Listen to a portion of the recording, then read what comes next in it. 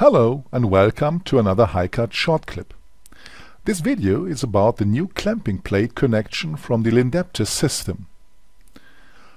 From Service Pack 1 onwards, 3 Lindapter separation plates have been implemented, namely System Type A and B and System Type D2.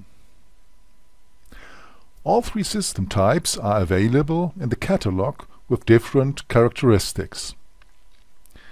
All necessary settings for the fastness can also be configured in the dialog.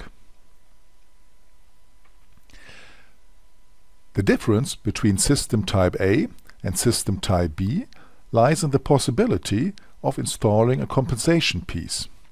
With System Type A, a compensation piece can be installed. For System Type B, this is not available. In the case of Type D2, a compensation piece can also be installed.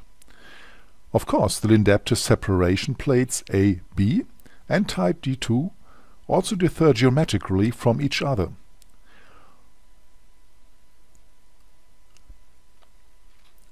All Lindapter separation plates can be installed in different beams and profiles.